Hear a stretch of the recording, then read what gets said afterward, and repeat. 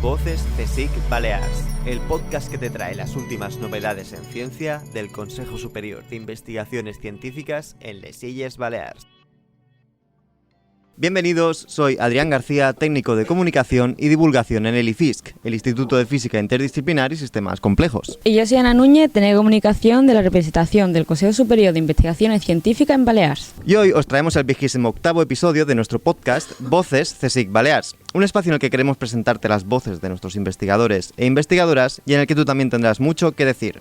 Hoy tenemos una entrevista doble con Rebeca Álvarez y Pedro Robledo, aunque seguramente ya os suenan sus voces, porque ambos ya han pasado por nuestros micros en episodios anteriores. Rebeca es ingeniera en Geodesia y Cartografía por la Universidad de Alcalá y Pedro es doctor en Geografía Física por la Universidad de les Illes Balears. En la actualidad, Rebeca es titular superior de Actividades Técnicas y Profesionales en el Instituto Geológico y Minero de España, o IGME, y Pedro es jefe de la unidad del IGME en las Islas Baleares. Bienvenidos de nuevo. ¿Qué tal? ¿Cómo estáis? Hola.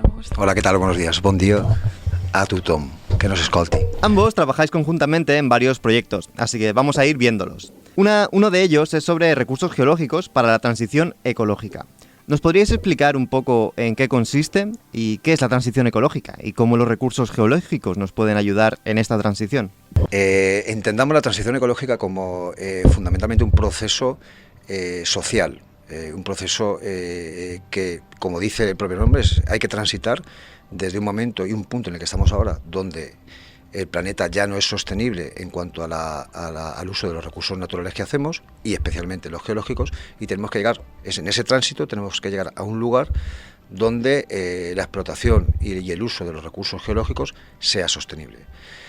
Por tanto, la transición ecológica básicamente habla de ese camino para llegar a una convivencia con el planeta sostenible, y por tanto para ello tenemos que cambiar, por un lado, el concepto y educación de la población en general, y para ello también necesitamos cambiar el funcionamiento y la normativa que legisla tanto en España como en Baleares como en otras partes del mundo, y por tanto las instituciones, cómo las instituciones funcionan para ejecutar determinadas políticas que al final lo lleven a ese planeta que todos deseamos que sea más sostenible y que no esté sobreexplotado. Podemos mencionar aquí lo que es la huella ecológica de una persona. Entonces, la huella ecológica es el terreno necesario para que una persona disponga de todos los recursos y bienes que necesita a lo largo de su vida y a su vez los deseche.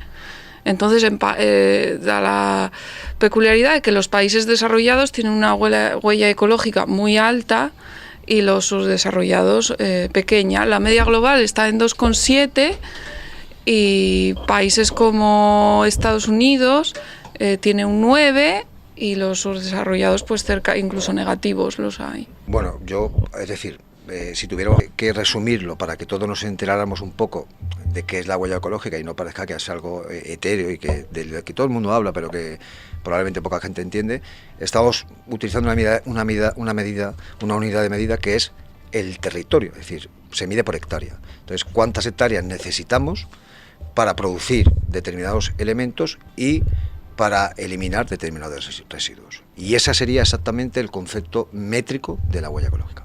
A ver, sobre estos recursos geológicos, ¿cuáles son los principales recursos que podemos encontrar en España y si hay alguna en la isla? Bueno, los recursos geológicos, como todos sabemos, cuando uno habla de recursos geológicos, lo primero que piensa es en una piedra o en un mineral, y nada más lejos de la realidad. Efectivamente, los recursos geológicos conforman el sustrato de la tierra, es decir, la parte emergida o no, pero que sea físicamente dura, que es la roca, pero también lo constituyen otras muchas cosas, como por ejemplo el agua, subterránea o superficial. Y además elementos, como puede ser en el caso que indicábamos antes, elementos minerales que sirven para la construcción o para el uso de producción en nuestros elementos, como por ejemplo los recursos minerales. A nadie se le escapa que España ha sido un país que durante el principio del siglo XX y durante la primera mitad del siglo XX ha hecho mucho uso de sus recursos geológicos, como por ejemplo en el caso de la minería. Todos conocemos las minas de carbón, o por ejemplo las minas del sur de España de hierro, o las minas del norte de Blend de Galena, o de hecho las minas de Almadén son la reserva de mercurio más importante del mundo. Y ahora mismo se explota un poco. Es decir, los recursos geológicos están compuestos por varios elementos que tenemos que poner en valor.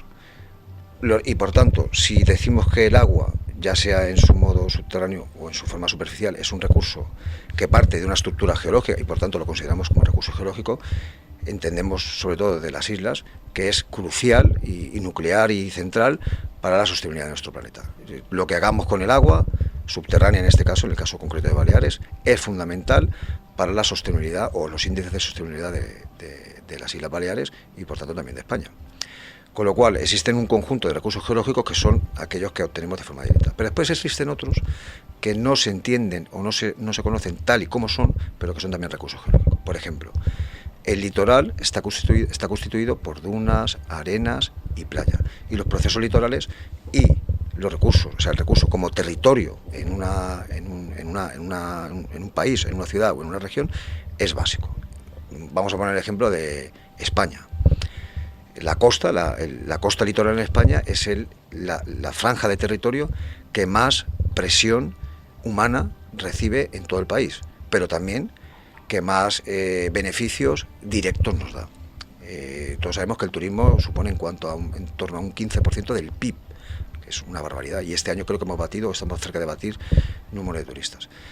Pero también hay otra vertiente de los recursos geológicos que tampoco se conocen como recursos geológicos, o por lo menos no se habla tanto de ellos, pero son importantísimos, como son, por ejemplo, los espacios naturales, protegidos o no, que la gente cada vez más visita. Y vamos a poner también dos ejemplos muy sencillos. Tenemos el ejemplo de Canarias, donde los parques nacionales están constituidos por lavas volcánicas, es decir, estamos en una estructura volcánica donde un proceso que puede ser catastrófico al final acaba en un monumento o en una parte del patrimonio geológico español y que la gente quiere visitar.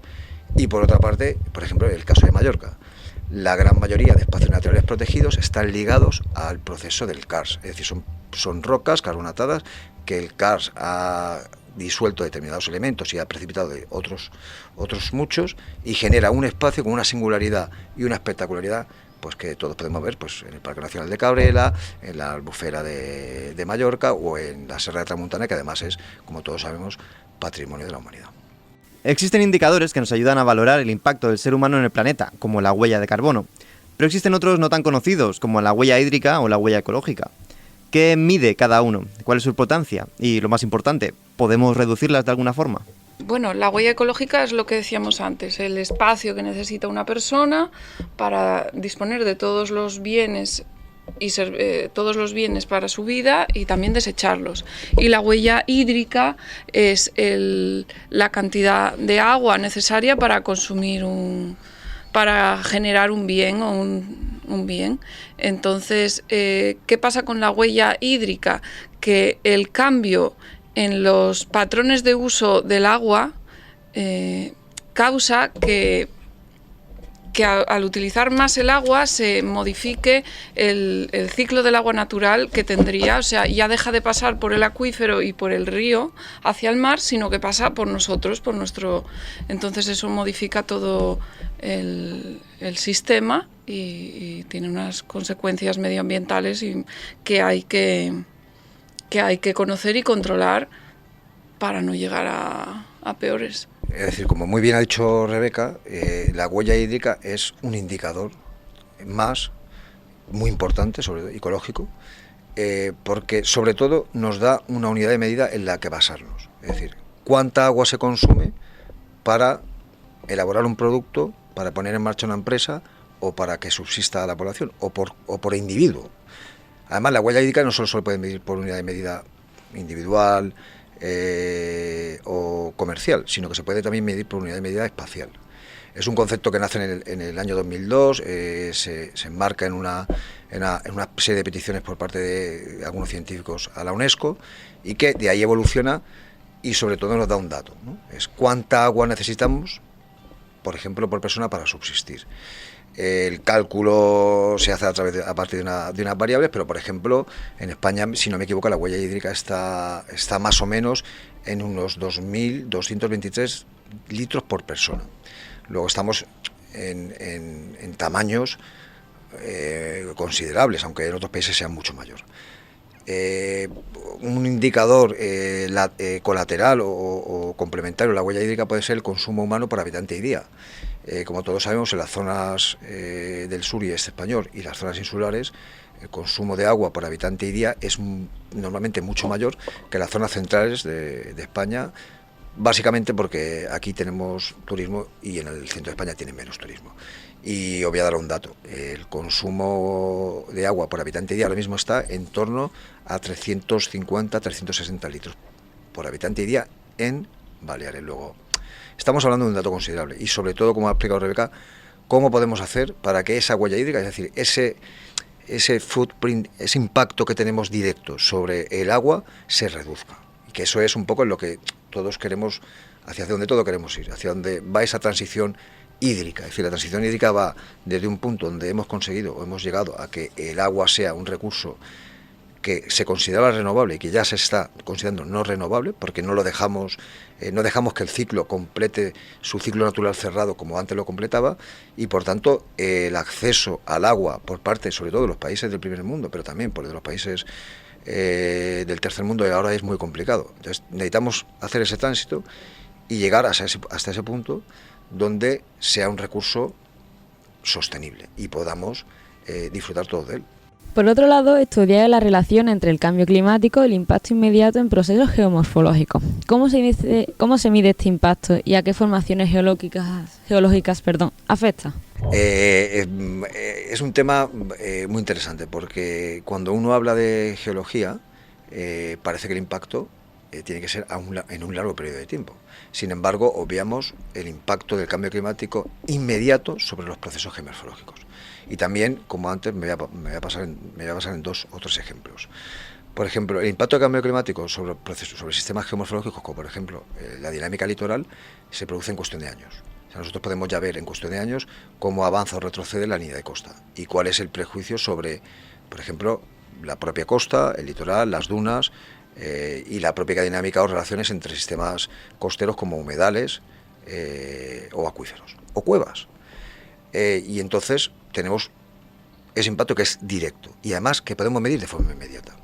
Hace poco nosotros estuvimos estudiando la evolución de la temperatura en las aguas subterráneas de una cueva y vimos que en los últimos 5 años la evolución de la temperatura había subido, o sea, la evolución era una tendencia sostenida de incremento de la temperatura del agua. Luego ya estamos viendo de forma directa en un proceso que además tiene implicaciones geomorfológicas cómo eso afecta y que afecta además a otros sistemas subterráneos como pueden ser las cuevas. Y además los procesos geomorfológicos dejan su huella, su impronta, para que sean estudiados como un registro de forma inmediata. Y voy a poner otro ejemplo. Por ejemplo, un río tiene momentos erosivos y momentos deposicionales. Cuando cambiamos la dinámica geomorfológica de un río, cambiamos también esos procesos de deposición y esos procesos de erosión. Por ejemplo, la modificación de un delta, en la medida en la que nosotros estamos estudiando, o que mucha gente está estudiando deltas, en el mundo se está viendo ya en cuestiones de años, que están cambiando los sistemas disposicionales, sobre todo de los deltas. Es un ejemplo, como otros muchos. Por ejemplo, en cuevas, el avance o retroceso de la precipitación de estalactitas, estalagmitas y por tanto de lo que denominamos cuevas vivas, en algunos casos ya se está viendo mermado. De hecho, debido a ese cambio en la distribución del régimen de lluvias, se modifica el cambio de la precipitación de agua sobre las cuevas, la alimentación de la cueva, y no crecen estalactitas. Luego son procesos, entre otros, que se pueden estudiar de forma directa y por supuesto afectan a otras zonas y otros elementos, como por ejemplo lo que hemos dicho antes, los espacios naturales protegidos. En España tenemos centenares de ejemplos, pero por ejemplo Doñana, Tablas de Daimiel, el archipiélago, por el propio archipiélago de Cabrera, se pueden ver afectados de forma directa en sus procesos y de hecho son estudiados. El agua del mar en la costa de Cabrera, según estudios recientes que han hecho un grupo de científicos, ha subido los últimos 3 años de forma también sostenida y ha registrado máximos históricos. Luego tenemos muchos ejemplos de esos procesos geológicos o geomorfológicos que se pueden estudiar y que nos dan un dato directo sobre el impacto del cambio climático sobre la Tierra. También dentro de esta temática trabajáis en el proyecto GeoGlobal. ¿Podéis contarnos un poco sobre este proyecto? El proyecto GeoGlobal se pretende presentar para el European Water Research Day y se trata de medir los efectos de la geología por regiones, creando unos geoindicadores que se cartografíen e incluyendo resultados de modelaciones para evaluar pues cosas como la huella hídrica, cómo reducir el impacto que tenemos sobre la ecología y crear políticas futuras que permitan un desarrollo más equilibrado para el turismo y para las... Vale, bueno, entro yo. Vamos a ver. El proyecto GeoGlobal nace ya hace muchos años, porque además era una idea de, entre otras personas yo, que además lo presenté en la Expo de Zaragoza. Si no me equivoco fue en el 2007 o el 2008, ahora no sé la fecha exacta.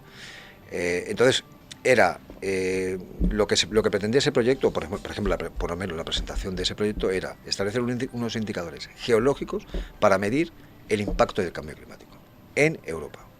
Entonces, para ello dijimos, bueno, vamos a ver primero, ¿qué regiones pueden tener esos elementos geológicos que nos puedan dar datos de forma directa para medir el impacto del cambio climático? Luego dividimos Europa en regiones. Estaban las regiones del norte, las regiones del sur, las regiones centrales, y cada una disponía de una serie de sistemas o geosistemas ambientales que eran más proclives para darnos esos datos. Por ejemplo, en el norte podíamos medir el avance y el retroceso de los glaciares. En Centro Europa, por ejemplo, de las nieves o zonas con hielo, pero no como en el norte. Y en el sur, por ejemplo, pues el descenso de los niveles pluviométricos de los acuíferos, o en algunos montes el ascenso o el descenso del límite de lo que llamamos las nieves perpetuas, ¿no? Es un ejemplo, como otros muchos. Entonces, para ello elaboramos una serie de geoindicadores, es decir, qué indicadores de cada georregión y de cada geosistema se puede medir, y se establecieron muchos, ¿no? Pues los niveles pluviométricos del acuífero, las nieves, la cantidad de nieve que hay en una sierra y cuántos días dura, cómo avanza, retrocede el nivel del mar y afecta a los sistemas litorales. Entonces, todo eso en su conjunto lo que pretendía era tener una fotografía durante unos años de cómo evolucionaban el impacto del cambio climático sobre esos procesos geológicos que se pueden medir de forma directa. Eso era el objeto principal del proyecto. Bueno, eso se paró en ese momento por cuestiones las que sean, y ahora lo que queremos es trasladar ese proyecto a el entorno español, con especial hincapié al entorno balear.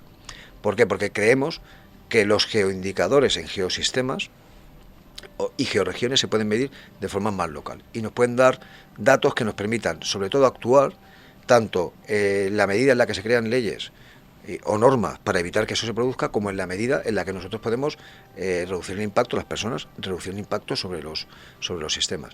Es decir, si a la gente le explicamos que, por ejemplo, el impacto del cambio climático hace subir el nivel del mar real en Mallorca cada año medio centímetro, la gente será más consciente de lo que está pasando. Si le decimos que en el mundo, o sea, que está muy bien que se explique, pero que en el mundo el nivel del mar sube 0,3 centímetros anuales, o lo que sea, estamos dando un dato que para las personas que viven en un pueblo o en una ciudad es intrascendente.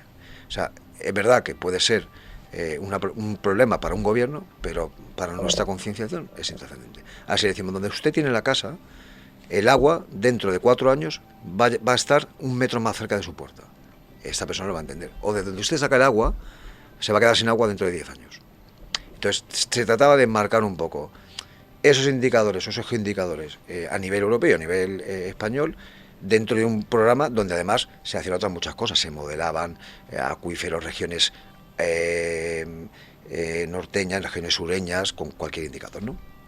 Y finalmente pretendíamos que esos datos pasaran a las administraciones competentes, y las administraciones competentes, a través de legislaciones o normas reguladoras, nos llevaran a situaciones en las que nos adaptáramos mejor y pudiéramos mitigar en la medida de lo posible los efectos del cambio climático. Yo creo que el impacto del cambio climático, o sea, al cambio climático nos podemos adaptar y podemos intentar reducir pues indicadores como la huella hídrica, la huella ecológica, la huella de carbón, pero si se está produciendo una parte del cambio climático es consustancial al planeta, tenemos que adaptarnos, pero para adaptarnos necesitamos también tener el conocimiento. A veces los científicos lo que menos hacemos y lo que más deberíamos hacer es transferencia del conocimiento a la sociedad, no a otros científicos, porque nuestros artículos los lee quien los lee. Y un poco este proyecto buscaba esa multidisciplinariedad y sobre todo ese trasladar a la sociedad lo que estaba pasando realmente. Así que esperamos que las próximas convocatorias tengamos suerte y podamos seguir contándonos a vosotros que hacéis muy bien vuestro trabajo en qué acaba esto. Acabamos con la pregunta clásica de nuestros podcasts. Imagina que podéis montar el proyecto de investigación que queráis, sin que el presupuesto sea un impedimento, con tanta financiación como haga falta. Eso sí, un proyecto conjunto, en este caso. ¿Cómo sería ese proyecto de investigación ideal? Este que acabamos de mencionar, el GeoGlobal. Sí, para conseguir financiación para poder llevarlo a cabo. Tendría un muy buen impacto en la sociedad el poder disponer de geoindicadores que nos permitan identificar unos efectos directos del cambio climático regionales y con ello poder definir mejor las normativas y las leyes que lo detengan o que lo controlen. A mí me gustaría, por ejemplo, como ha dicho Rebeca, este proyecto, pero que se pudiera realizar en todas las regiones del planeta con diferenciación en cuanto a su sistema climático, la zona del planeta donde estén. Porque claro, no es lo mismo medir el impacto de geoindicadores en la Antártida que en el trópico. Habrá diferencias súper importantes y seguramente algunas analogías, o muchas, ¿no? Y os voy a dar un dato. En el Instituto Geológico se hacen muchas campañas antárticas, pero nunca se hacen campañas, todavía no se han hecho alguna campaña ártica, pero no se hacen campañas específicamente tropicales. Y eso es así. Tenemos proyectos, algunos en el trópico o algunos cercanos, pero no se dice, vamos a ver, cuáles son las regiones del planeta que pueden darnos datos interesantes para comparar y para establecer también diferencias. Entonces, me parecería muy interesante primero esa división por regiones mundiales, y si llevamos el dinero limitado, claro está, y después esa iniciativa de decir, vamos a medir lo que pasa en el trópico, que lo hemos hecho, es decir, nosotros hemos pasado, y hace poco se publicó el libro de Los ojos del Yucatán, una ventana al mundo subterráneo, donde se compara precisamente un laboratorio natural como la Antártida con un laboratorio natural como la península del Yucatán, y cuáles son las analogías y cuáles son las diferencias. Entonces yo creo que eso sería súper interesante para todos, y además súper divertido. Pues lo dejaremos aquí, Pedro, Rebeca, un placer teneros de nuevo en nuestro podcast. Muchas gracias a vosotros y os esperamos también tener aquí de nuevo cuando queráis, estáis siempre invitados.